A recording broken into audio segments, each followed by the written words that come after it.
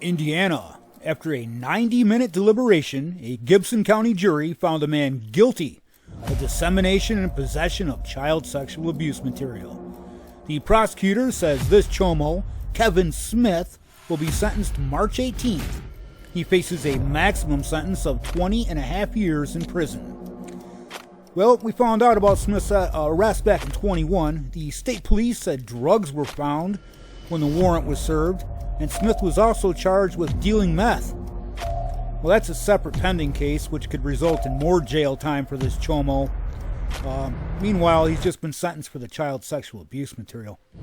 Another man also arrested with Smith for child sexual abuse material and drugs reached a plea deal already, and he's already been sentenced. Prosecutor Michael Coren says he was sentenced to a combined total of 18 years in prison, which is a good sign for this guy, so let's hope he gets the whole 20. See ya, chomo! A McGoffin County native was arrested in Lexington last week on charges related to child sexual abuse material. According to the arrest citation from the Lexington Police Department, Avery Todd Wireman, 40-year-old, of Lexington, was reportedly found to have attempted to share child sexual abuse material images and videos 4 times, with the children portrayed in the images ranging from ages 4 to 15 years old. The Lexington Police Department citation also states that Wireman was found to have possessing 28 images or videos of child sexual abuse material. All files were found on Wireman's Dropbox account. The images and videos were said to range from exposed breasts to an approximate 5-year-old girl performing oral on an adult male. The date of the alleged violations occurred as listed as December 21st to 23 at 4 in the morning. Pretty specific, isn't it? Wireman was arrested at his residence on February 21st at approximately 9:15 a.m. and charged with 4 counts of distribution of matter portraying a minor in a sexual performance, as well as 28 counts of possession of matter portraying a minor in a sexual performance. Wireman was released on bond from the Fayette County Detention Center with a preliminary hearing set for March 1st in Fayette County. Why'd they let him out? I don't get it. Carl Nathaniel Fredrickson faced a possible prison sentence of 342 years for child molestation and photographing more than 14 children, including his 2 sons, and engaging in sexual acts with him and each other. Instead, Fredrickson, a 37-year-old, a private tutor in the valley, could see the light of day as a free man if he can survive prison anyway. As a result of a plea deal, Maricopa County Superior Court Judge Joseph Kiefer on January 26 dismissed all but 5 of the 41 counts stacked against Fredrickson for child molestation, sexual exploitation of a minor, and furnishing obscene material to minors, among other charges. Waiving trial, Fredrickson pleaded guilty to 5 counts, 2 counts of sexual exploitation of a minor, 1 count of attempted child molestation, 1 count of attempted sexual conduct with a minor under 15, and 1 count of attempted exploitation of a minor. Kiefer sentenced him to just 35 years for all of that. When Peoria police arrested Fredrickson in July of 2020, they reportedly found thousands of hours, not pictures, not videos, thousands of hours of recordings of child pornography featuring Fredrickson and the minors stored on his computer. The abuse spanned more than 3 years and involved boys and girls between the ages of 10 and 17, according to court records. Some of the minors were friends of Fredrickson's sons or children placed in his care by their parents.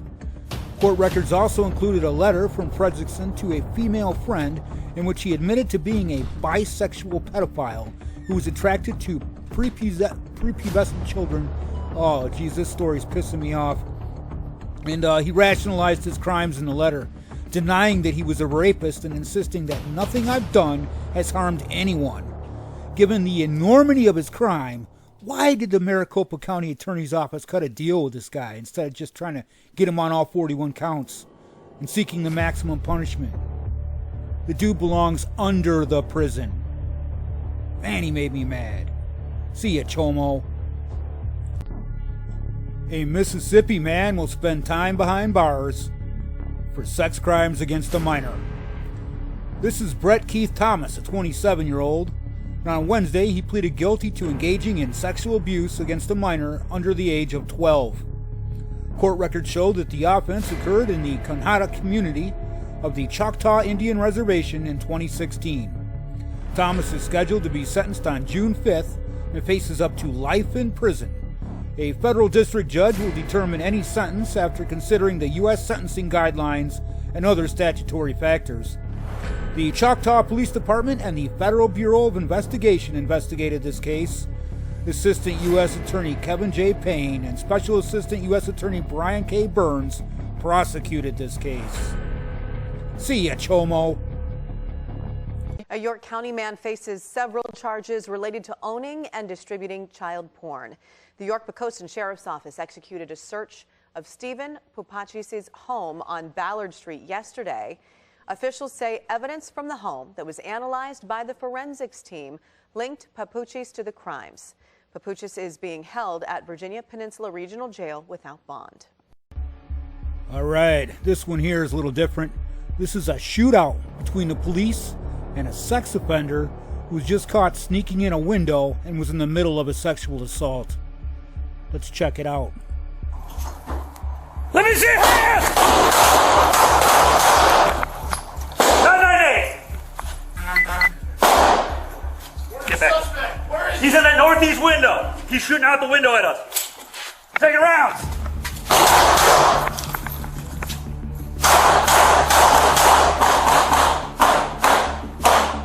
Northbound. He hopped the wall northbound. Black male in a hoodie. Let me see it.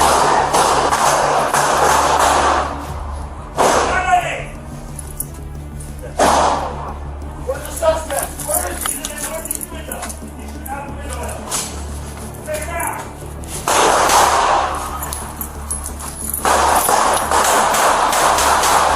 window at us. Take him out. Down in North Carolina on February 18th, patrol deputies with the Davidson County Sheriff's Office responded to a home in Lexington where they were told about a sexual assault. Deputies on the scene spoke with 38-year-old Matthew Klontz, who told them he had pornographic images of children on his phone. He agreed to be taken to the detective's office to talk about the images that he reported to have. And after an interview and manual search of Klontz's mobile device, detectives found images and videos consistent with child sexual abuse material captured at a previous home where he used to live. Klontz was arrested and charged with 2 counts of felony first-degree sexual exploitation of a minor. Further investigation revealed he had additional images captured at a previous home where he had lived that were not consistent with the child sexual abuse material, but very lewd in nature. He was then charged with felony secret peeping. See ya, Chomo. An illegal alien is accused of raping a 14-year-old girl before carrying out a violent armed robbery in Kenner, Louisiana. This is Angel Matias Castellanos Orellana, a 19-year-old illegal alien from Honduras. He was arrested on February 25th by the Kenner Police Department after he allegedly committed an armed robbery and stabbed the victim, who is recovering at a nearby hospital. Along with the armed robbery and aggravated battery, Castellanos Orellana had been charged with first-degree rape and aggravated assault after the police say he raped and assaulted a 14-year-old girl in the area. Illegal immigrants continue to be a challenge to local law enforcement for many reasons. Lack of access to data, false identification, and language barriers put local law enforcement at a huge disadvantage. Castellanos Orellana remains in local custody, and the ICE is coming to get him because they have a detainer and they're requesting custody. See ya, Chomo. A jury in Arizona has delivered a split verdict for Antonel Tony Navarrete, an ex-Arizona state senator who stepped down over a sexual misconduct scandal. In a video provided by officials with the Maricopa County Superior Court on February 29th, the jury in the case announced that they had found Navarrete guilty of 1 count of sexual conduct with a minor. At the same time, the jury found Navarrete not guilty of child molestation, as well as another count of having sexual conduct with a minor. Court records show a fourth count, attempt to commit molestation of a child, was dismissed via a motion filed by prosecutors back on the 22nd. Navarrete was arrested in 21 for allegedly sexually misconduct involving a boy with whom he was living with for over a period of several years. According to court records, the boy accused Navarrete of touching him inappropriately when he was around 12 or 13 years old.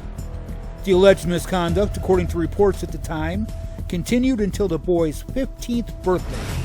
Navarrete was first elected as the state representative for Arizona's 30th district in 2016. In 2018, he was elected to serve as the district state senator. Navarrete had to resign, of course, after the allegations came to light, and then the then state rep Raquel Terran was selected as its replacement.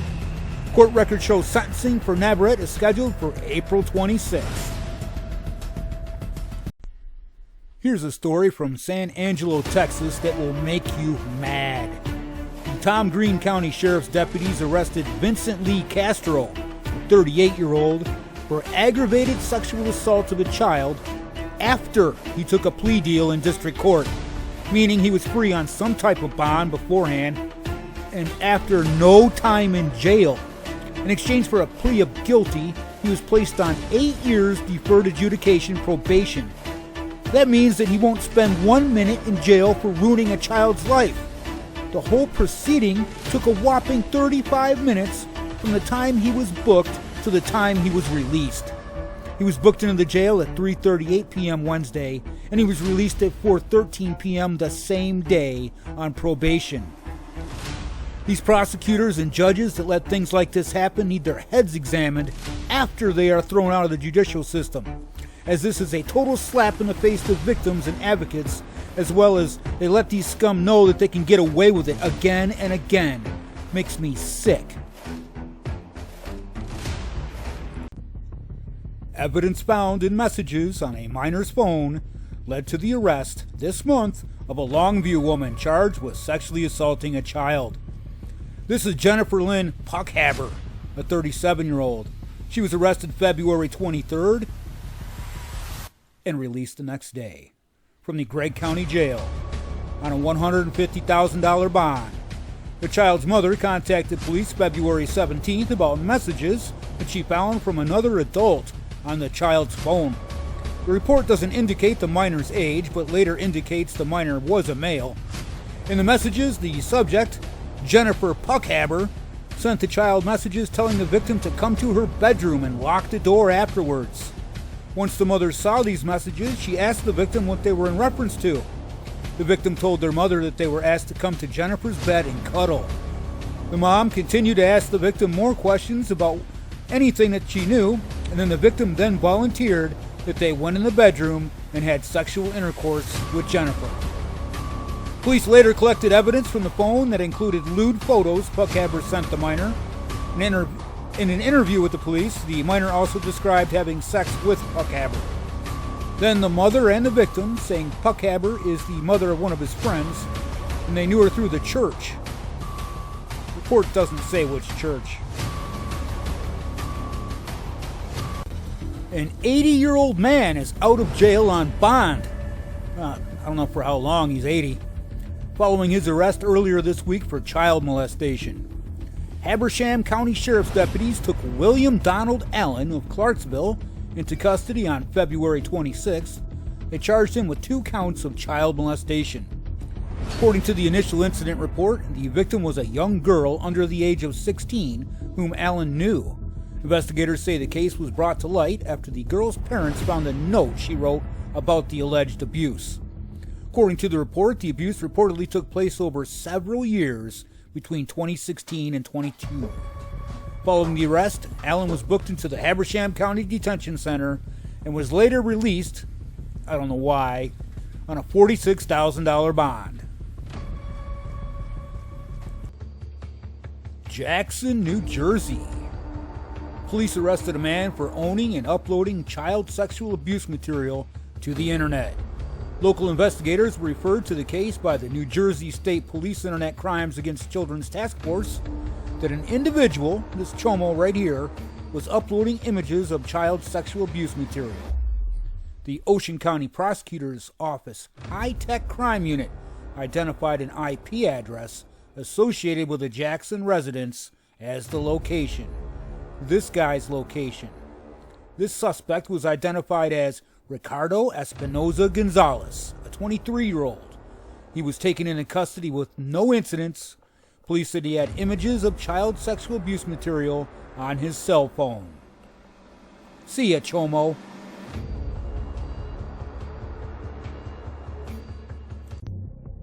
A Keokuk man was arrested on Wednesday on 2 counts of child sexual abuse.